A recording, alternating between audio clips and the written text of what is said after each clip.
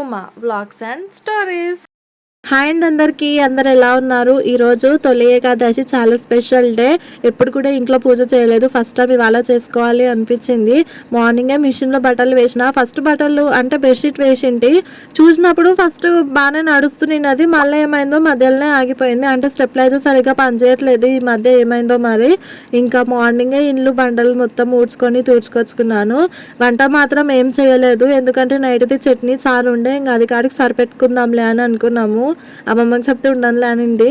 ఇంకా పూజ తర్వాత వంట చేయాలనుకుంటే ఇంట్లో దోశ పిండి ఉండినది. అమ్మమ్మ మామ వాళ్ళకి దోశలు వేసి ఇచ్చింది. నేనైతే ఏం తినలేదు, పూజ కంప్లీట్ అయిపోయిన తర్వాత తిందామని. ఇంతకు ముందు ఎప్పుడన్నా ఇట్లా పండుగలు వచ్చినప్పుడు పూజ చేయాలంటే చాలా వరకు మా హస్బెండే చేస్తుండే, మేమేం చేయకుంటుండే. కానీ ఈ మధ్య ఏమైందో చాలా రోజులైంది తను పూజలు చేయడం బంద్ చేసి. నేను శారీ కట్టుకున్నాను, నా గోరింటాకు బాగుందా అంటే ఆ రోజు నైట్ టైం మా హస్బెండ్ అడుగుతా పెట్టినాడు. పాపం చాలా సతాయించిన గోరింటాకు పెట్టించుకుంటుంటే కూడా. నాకు గోరింటాకు చిన్నగా చందమామ పెట్టుకొని రౌండ్గా పెట్టుకుంటేనే చాలా ఇష్టము. తనేమో పెద్దగా పెట్టినాడు అనమాట. పాపం దానికి బాగా సతాయించిన, అంత సతాయించినా కూడా ఓపికతో నా అల్లరిని కంప్లీట్గా పెట్టేసి 2 చేతులకి మళ్ళీ పాపకు కూడా పెట్టి తను పడుకునిన్నాడు. బాగానే భరిస్తాడు, ఓపిక చాలా ఎక్కువ ఉంటుంది. నాకు చిన్నప్పటి నుంచి అయినా సరే గోరింటాకు సరిగా పండుకుంటుండే. అంటే ఎంత లేట్ వరకు పెట్టుకున్నా కూడా అది లైట్ ఆరెంజ్ కలర్ అవుతుండే, ఇంకా అట్లనే ఆగిపోతుండే. మా అమ్మకి అక్కకి మిగతా అక్క వాళ్ళందరూ చూసుకుంటే నాకే సరిగా వండుకుంటుండే. నేను ఎందుకబ్బా అందరికీ అంత మంచిగా ఉంటుంది నాకు ఎందుకు కాదు అని నేను చక్కెర నీళ్ళు పోసుకుంటుండే, ఇంకొకటి కొబ్బరి నూనె పెట్టుకొని రుద్దుకుంటుండే. ఎంత చేసినా కూడా కదా అంతే అవుతుండే. ఆయన పెళ్ళైనాక నాకు బాగా వండుతుంది, అదేందో మళ్ళీ నాకు అర్థం కాలేదు. మొదటిసారి నేను ఒక పండుగని చీర కట్టుకొని అంత మంచిగా తయారయ్యి పూజ చేసుకోవడము. నేను ఎప్పుడు కూడా పెళ్ళైనప్పటి నుంచి ఏ పండుగ కూడా మంచిగా ఇట్లా పూజలు చేసుకోలేదు. ఎందుకంటే మ్యారేజ్ అయినా ఫస్ట్ ఇయర్కి ఇట్లా ఈ పూజల్లో ఏమొచ్చినా కూడా ప్రెగ్నెన్సీనే ఉండిండే. సెకండ్ టైం అశ్వత్థామ చిన్న ఉన్నప్పుడు అన్నా, లేకపోతే ఎందుకో హెల్త్ ప్రాబ్లమ్ ఇట్లా వదిలేసుకుని. ఇంకోటి నేను ఏమనుకున్నానంటే 2 పిల్లలు పుట్టిన తర్వాత సెకండ్ పుట్టిన పాపకు కూడా 1 ఇయర్ కంప్లీట్ అయిపోయిన తర్వాతనే ఏమైనా పూజలు మొదలెట్టాలనుకున్నా. ఎందుకంటే 1 సంవత్సరం చేసుకోవడం, 1 సంవత్సరం వదిలేసుకోవడము అట్లా సరిగా నాకు ఎందుకో నచ్చలేదు. అందుకోసమని ఇప్పుడు పాపకి 1 ఇయర్ కంప్లీట్ అయిపోయింది, పాప ఫ్రీ. అశ్వత్థామ వానంతలకు వాళ్ళు ఆడతాడు. ఇంకా ఇప్పటి నుంచి ఏ పండుగ వచ్చినా కూడా ఇంట్లో ప్రతిసారి పూజ చేసుకోవాలని అయితే ఫిక్స్ అయిపోయినాను. ఖచ్చితంగా చేసుకుంటా ఇప్పటి నుంచి. ఇంతకుముందు తొలి ఏకాదశి అంటే సరిగా ఇవన్నీ పాటించకుంటుండే, అంటే దేవుడికి కూడా దండం పెట్టకుంటుండే. ఇంకా చెప్పినా కదా రీజన్స్. ఈసారి మాత్రం ప్రశాంతంగా చాలా మంచిగా జరిపించుకున్నాను పూజ. ఇంకొకటి ఏంటంటే మా ఇంట్లో శ్రీచక్రం పోయి 9 మంత్స్ అవుతున్నది. అంటే 9 మంత్స్ దాకా ఇల్లు బాగా చదివింటిమి. అప్పుడు ఇంట్లోనే పెట్టినారు, ఎవరు పెట్టినో తెలియదు. అప్పటి నుంచి 9 నెలల నుంచి గుర్తొచ్చినప్పుడల్లా వెతుకుతుంటే ఒక్కసారి కూడా దొరకలేదు. మొన్నటి వారమేమో బయట రూమ్లో బీరువా మీద దొరికింది అది. ఇంకా ఖచ్చితంగా పూజ చేయాలి, అది చాలా రోజులు అయిందని దేవుని రూమ్లోనే పెట్టినాను. ఇట్లా పండుగ అవుతుంది కదా దగ్గర, ఆ రోజు మంచిగా పూజ చేసి పెట్టుకుందాంలే అన్నట్టుగా అట్లనే వదిలేసింటి.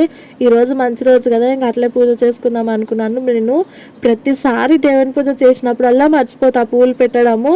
ఇంట్లో స్టాక్ ఉంటాయి పూలు, కానీ గుర్తుకు రాదు టైంకి. దీపాలు పెట్టినా అగరబత్తులు పెట్టినా కానీ అప్పటి వరకు కూడా నాకు పువ్వులు గుర్తుకు రాలేదు. సడన్గా ఏందో మర్చిపోయినా, మొండిగా అనిపిస్తుంది ఏందబ్బా అని చూస్తే పువ్వులు మర్చిపోయినా. నేను మాత్రం పెట్టుకున్న పువ్వులు బయటనే తీసి పెట్టింటి, అవి కూడా నా ముందరనే ఉన్నాయి. ఆ పువ్వులు కూడా నా ఒళ్ళోనే పెట్టడం మర్చిపోయి నేను అగరబత్తులు దీపాలు మొత్తం పెట్టేసి. నేనైతే ఎప్పుడు ఇంత ఏ పని చేసినా కూడా దానికి సంబంధించిన ఏదన్నా ఒకటి ఖచ్చితంగా మర్చిపోతాను. ఎప్పటి నుంచో ఉన్న అలవాటు, ఎంత మానుకుందాం అనుకున్నా కానీ ఇంకా భర్త వచ్చింది, అది నాకు తెలిసి ఇంకా మానదేమో. శ్రీచక్రము ఇంట్లో ఉండడం వల్ల చాలా మంచిదంట, దాని వల్ల చాలా లాభాలు కూడా ఉన్నాయి. ముఖ్యంగా మనం అది కొనే వాళ్ళ చేతులను బట్టి ఉంటది. అంటే మనం కొనుక్కునే వాళ్ళు ఎంత మంచిగా పూజ చేసి ఇస్తే మనకి అంత మంచి కలుగుతుందని అంటారు. మా ఇంట్లో ఉన్నాయి శ్రీచక్రం అయితే ఊర్లోకి ఎవరో ఒక తాత వస్తే ఆ తాత దగ్గర తీసుకుందంట అమ్మమ్మ. తీసుకొని కూడా చాలా సంవత్సరాలు అవుతుందని చెప్పింది. ఎప్పుడు అది సైడ్కి పడిపోయినా కూడా మంచిగా స్ట్రైట్గా పెడితే లొల్లులు ఇంట్లో ఆగిపోతాయి, అవి బాగా నమ్ముతాం మేము. నిజంగా శ్రీచక్రానికి చాలా మంచి పవర్ ఉంటుంది. ఎవరే కానీ దాన్ని ఎంత మంచిగా చూసుకుంటే మనం అంత మంచిగా ఉంటామని నా నమ్మకము. మీలో ఎంతమందికి తొలి ఏకాదశి గురించి తెలుసో కమెంట్లో చెప్పండి. నాకు తెలిసినంత వరకు అయితే నేను మీకు ఈ వీడియోలో షేర్ చేస్తాను. ముఖ్యంగా తొలి ఏకాదశి ఆషాఢం మొదలైన తర్వాత 11వ రోజున ఉంటుందంట. అంటే తొలి అంటే 1, దశ అంటే 10 కదా, ఆ విధంగా 11వ రోజున తొలి ఏకాదశి ఉంటుందంట. ఈ రోజు నుంచి శ్రీ మహావిష్ణువు యోగి నిద్రలోకి వెళ్ళిపోతాడంట. అందుకే ఇప్పటి నుంచి మనందరికీ తెలుగు హిందూ వాళ్ళందరికీ ఫుల్గా పండుగలు, అన్ని రకాల పండుగలు ఇంకా స్టార్ట్ అయిపోతాయి. ఇంకొకటి ఏంటంటే ఈ రోజున శ్రీహరిని పూజిస్తే మంచి మోక్షం కలుగుతుందని అందరు నమ్ముతారంట. ఇంకా తొలి ఏకాదశిని శనయ ఏకాదశి అని కూడా పిలుస్తారని నేను విన్నాను. ఆరోగ్యపరంగా కూడా ఈ రోజున పేలాల పిండి తిన్నారంటే ఈ వర్షాకాలంలో వచ్చే ప్రతి రోగం నుంచి విముక్తి పొందగలుగుతారంట. చతుర్మాస వ్రతం కూడా ఈ రోజు నుంచే మొదలవుతుంది. ఇంకొకటి ఏంటంటే చాలా మంది ఈ రోజున ఉపవాసం ఉండి దేవుడికి పూజించాలంట. ఈ వాళ్ళు ఉపవాసం ఉండి మళ్ళీ రోజున పొద్దుగాల దేవునికి నైవేద్యం స్వీట్ ఏదో ఒకటి చేసి పెట్టిన తర్వాత మనము తినాలంట. ఇంత మంచి పవిత్రమైన రోజున నేను శ్రీచక్రానికి పూజ చేస్తుంటే నాకైతే చాలా సంతోషంగా అనిపించింది, చాలా మంచిగా అనిపించింది. నేను ఎప్పుడు కూడా ఈ రకంగా ఈ విధంగా పూజలు చేసుకోలేదు ఇంట్లో, ఫస్ట్ టైం నేను చేయడం కూడా. ఇంకా నాకు మంత్రాలు అట్లా ఏం తెలియదు కాబట్టి మా హస్బెండ్కి అయితే అన్ని బాగానే తెలుసు. నాకేం తెలియక ఇంకా ఫోన్లో వ్రతము అవి శ్లోకాలు అన్నీ పెట్టుకొని నేను పాడుకుంటా నేను పూజ చేసుకున్నాను. ఫస్ట్ టైం కాబట్టి నాకు చాలా హ్యాపీగా అనిపించింది. ప్రతిసారి కూడా ఇలానే చేసుకుని ఇంటే ఒప్పుకుతున్న బాగుండు అనిపిస్తుంది నాకు. ఇంత మంచిగా శారీ కట్టుకొని రెడీ అయ్యి పూజలో కూర్చున్నాను కదా, నేను గాజులు మార్చుకోవడం అయితే మర్చిపోయినాను. చెప్పినా కదా ఇందాకనే ఏం బంద్ చేసినా ఏదో ఒకటి దానికి సంబంధించింది అయితే మర్చిపోతాను. ఇంకొకటి ఏంటంటే ఇట్లా మనం ఆడవాళ్ళం ఎప్పుడైనా ఇంట్లో పూజ చేసినప్పుడు నెత్తిన నిండున పూలు పెట్టుకొని పూజ చేసుకోవాలంట.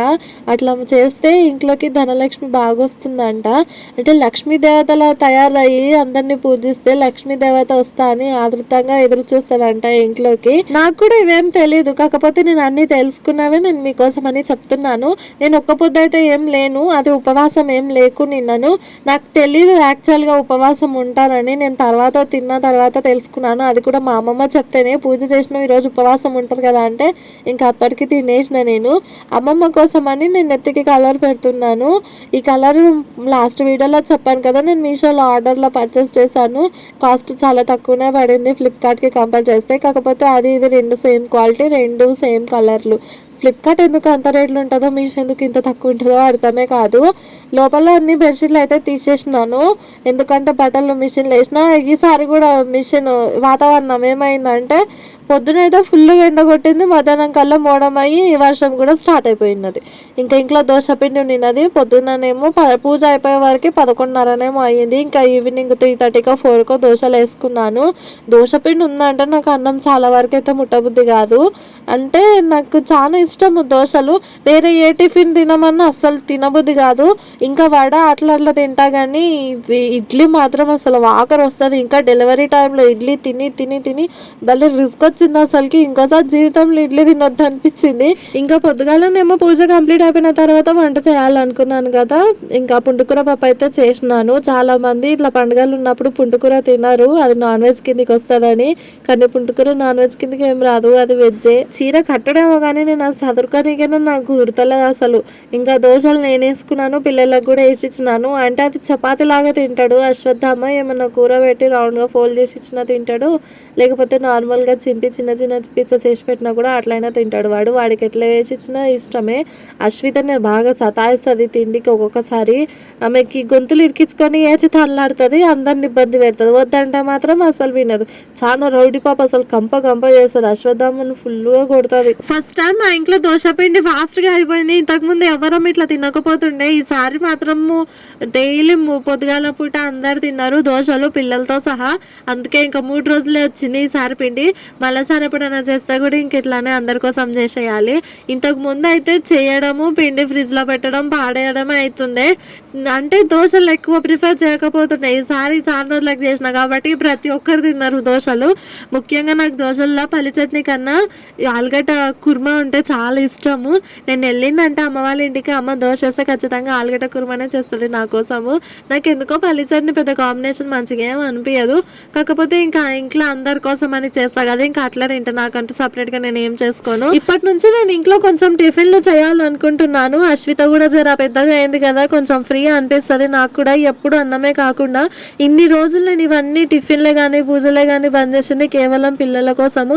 ఇంకొకటి నేను టిఫిన్లు చేసుకుంటే మా ఇంట్లో వాళ్ళు ఒక్కొక్కసారి ఒక్కొక్క టైంకి వస్తారు, మా అమ్మ తాత.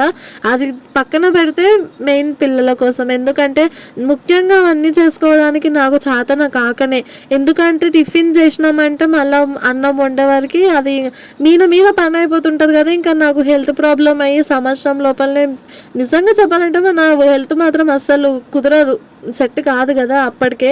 అందుకే నేను ఇవన్నీ వదిలేసుకున్నా. ఇప్పుడు కొంచెం అశ్విత పెద్దగా అయిన దానికి జర ఫ్రీ కాబట్టి ఇప్పటి నుంచి పండుగకి పూజలు చేసుకోవాలి, ఇంకా అప్పుడప్పుడు కుదిరినప్పుడల్లా ఇంట్లో టిఫిన్ చేసుకోవాలనుకుంటున్నాను. ముఖ్యంగా పిల్లలు ఎప్పుడైనా బయటికి తీసుకెళ్ళినప్పుడు దోశ తప్ప వేరే ఏం ఉండకుండా అయ్యిండ్రు. ఇడ్లీ తినరు, వేరే ఏం తినకుండా అయినా, ఎందుకంటే వాళ్ళకి నేను చేస్తేనే అలవాటు కదా. ఇంకింతేనండి వీడియో కన్నా నచ్చితే లైక్ చేయండి, సబ్స్క్రైబ్.